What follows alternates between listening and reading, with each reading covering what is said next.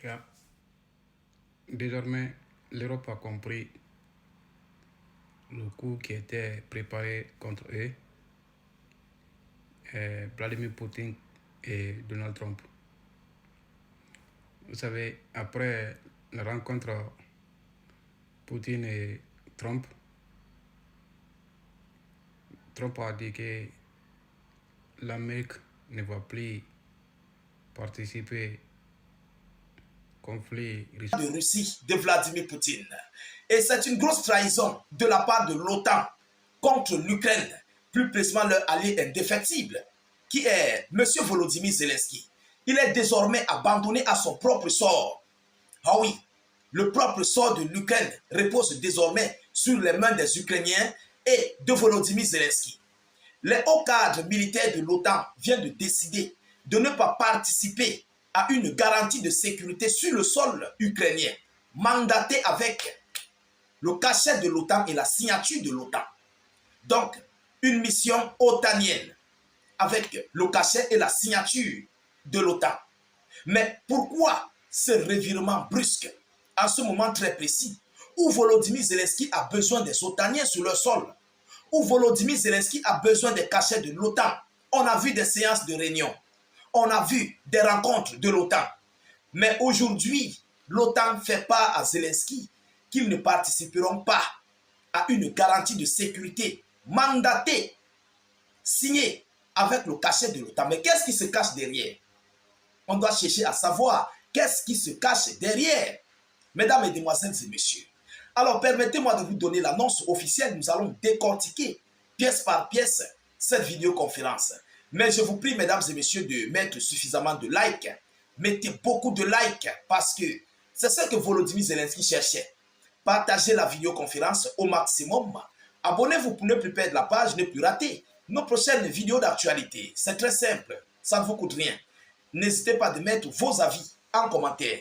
Qu'est-ce que l'OTAN dit selon l'information officielle relayée par TASS, le média TASS? Alors, l'OTAN soutient la coalition des volontaires.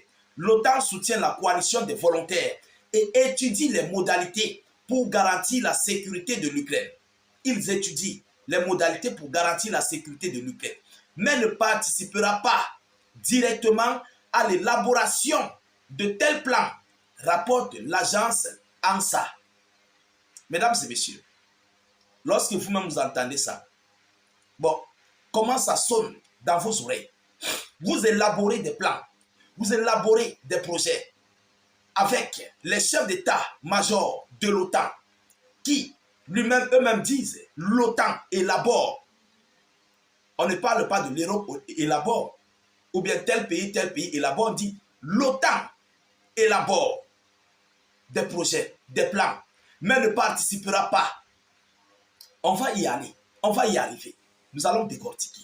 Alors, selon une source à Bruxelles, ces conclusions ont été tirées lors d'une réunion des chefs d'état-major des forces armées des pays membres de l'OTAN consacrée aux garanties de sécurité dans le cadre du processus de paix initié par le président américain Donald Trump.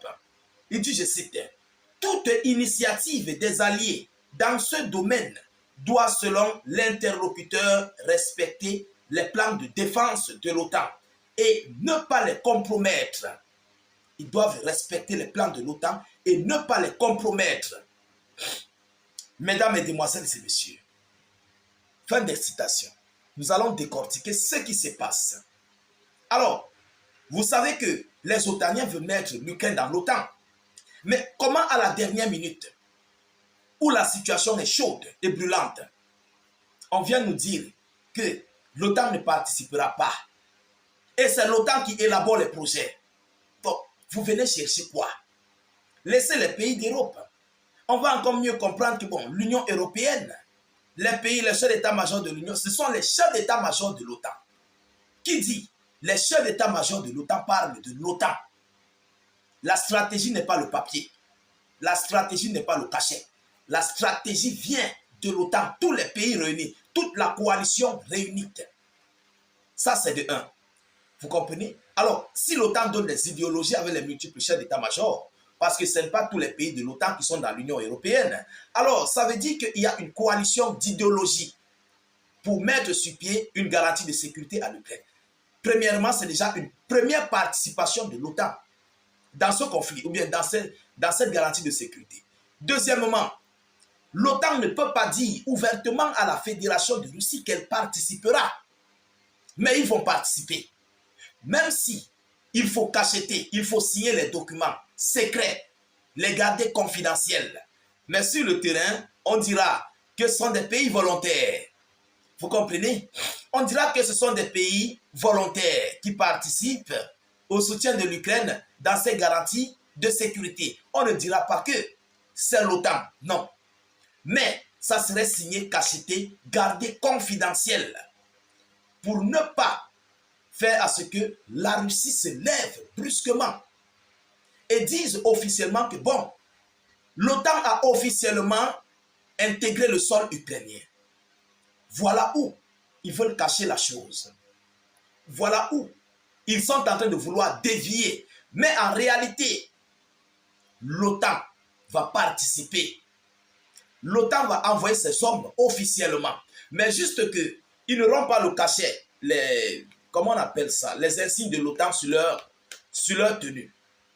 Vous comprenez? Pour un départ, comme ils l'ont fait avec leurs soldats au sol, on parlait de mercenaires dans les coulisses, sur le sol ukrainien, avec les tenues militaires ukrainiennes. Mais après le temps, on a vu les armoiries de la France, britanniques, polonais, sur leur tenue.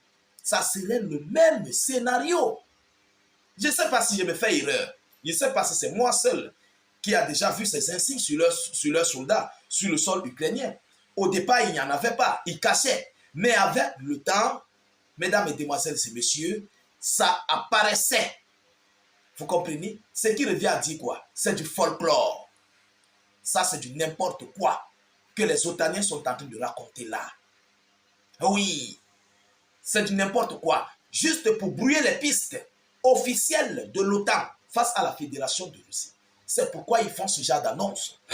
Pour mettre dans les oreilles des Russes que non, comme vous voyez là, l'OTAN ne va pas participer. Mais les documents sont signés, cachetés. Et avec certaines conditions. Ne pas mettre ou utiliser l'armoirie de l'OTAN sur vos tenues, sur vos soldats, sur ceci, sur cela. Mais sinon, ce sont les soldats de l'OTAN qui seront là. Vous comprenez? Parce que c'est l'OTAN qui va envoyer ses spécialistes, envoyer son armata de combat, envoyer ses hommes, envoyer l'armement, tout ce qu'il faut. Mais comment l'OTAN ne participe pas? Mesdames, mesdemoiselles et messieurs, c'est lorsque ça serait chaud, la situation serait chaude, que vous allez commencer à voir un à un, petit à petit, les signes de l'OTAN sur les tenues militaires des soldats qui seront au sol du côté de Kiev.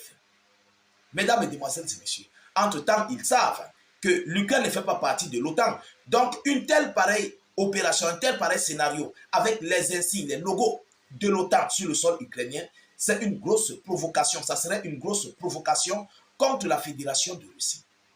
Voilà le système qui a été mis sur pied. Voilà ce que les Otaniens sont en train de fabriquer comme cachette, comme secret par rapport à leur arrivée, leur débarquement sur le sol ukrainien. Vous comprenez?